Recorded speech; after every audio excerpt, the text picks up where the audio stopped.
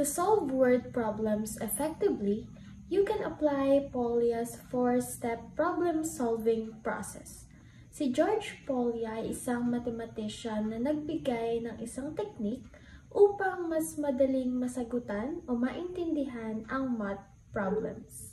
So, isa-isahin natin kung paano nga ba ginagamit ang Polya's 4-step problem-solving process sa pagsagot ng word problems. For the first step, we need to understand the problem. Bago mo umpisahan na sagutan ng isang word problem, kailangan mo muna itong intindihin ng mabuti. Lalo na kung yung mga salitang ginagamit ay mahirap intindihin or malalalim na salita. Maaari nating alamin kung ano ang hinahanap o ano ang mga given na ibinigay ng isang word problem. Sa pamamagitan nito, mas nagiging madali para sa atin na sagutan ang isang problem. For the second step, devise a plan. After mo maintindihan ang problema, maaari nang gumawa ng plano kung paano ba ito sasagutan. Alamin kung ano ang mga dapat na gawin upang makuha ang tamang sagot. Kabilang na doon ang pag-iisip ng formula para sa word problem na binigay. For the third step, carry out the plan. Step na ito, maaari na natin gawin ang tamang proseso o mismong computation batay sa naiplano na strategy. For the last step, look back and check. Maaaring i-check kung tama ba ang nakuhang sagot sa pamamagitan ng pag-recheck ng proseso na ginawa o pwede rin na siguraduhing tama o akma ang ginawang proseso.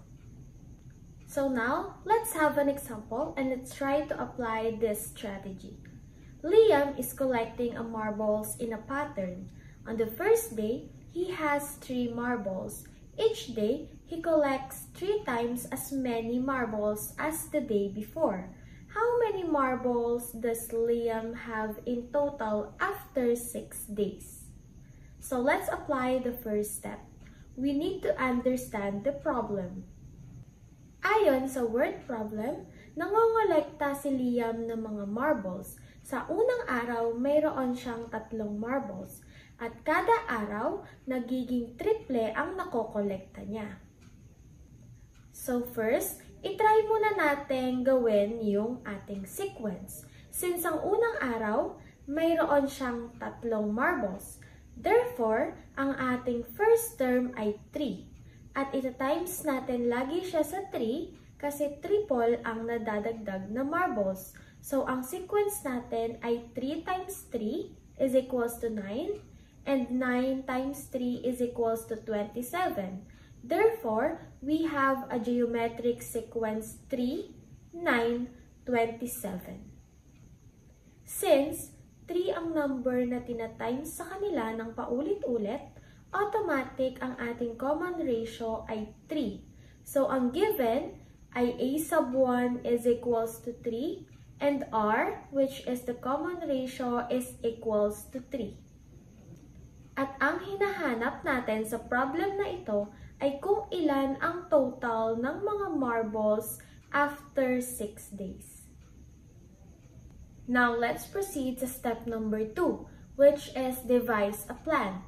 After natin kuhanin ang mga given, tingnan muna natin kung ano ang tamang proseso na gawin. Kung mapapansin nyo, ang ating given na word problem ay example ng finite geometric series dahil yung common ratio is not equal to 1.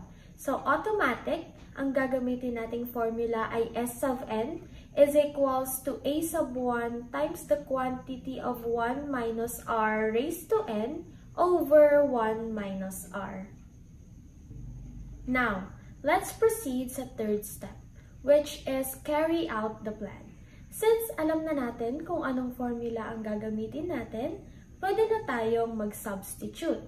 Again, yung formula natin ay S sub n is equals to a sub 1 times the quantity of 1 minus r raised to n over 1 minus r.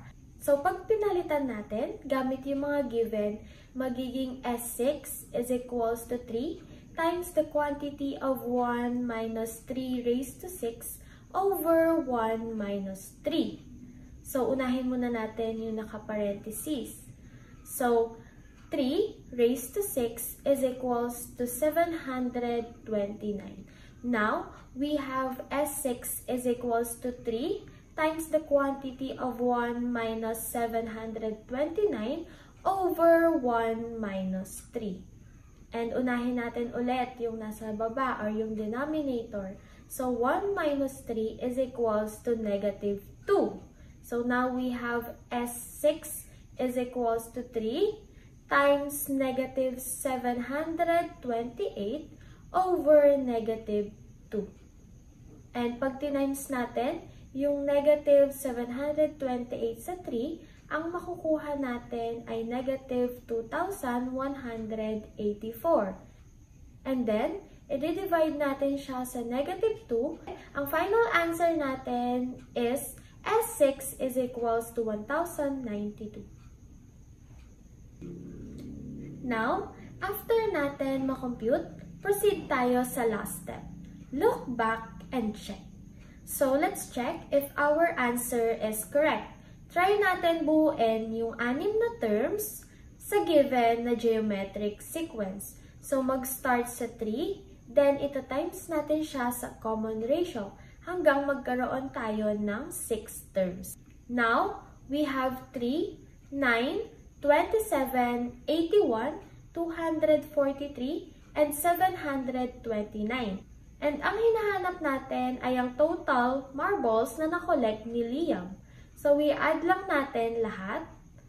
3 plus 9 plus 27 plus 81 plus 243 plus 729 is equals to 1,092. So, tama lang yung nakuha nating sagot. Now, if sobrang laki ng hinahanap, pwede naman na i-double check na lang natin yung ating naging computation para maiwasan na magkaroon ng error. So, I hope you learned something from this strategy. I also hope you can use Polia's 4-step problem-solving process when solving word problems in the future. Keep practicing and you'll get even better at it.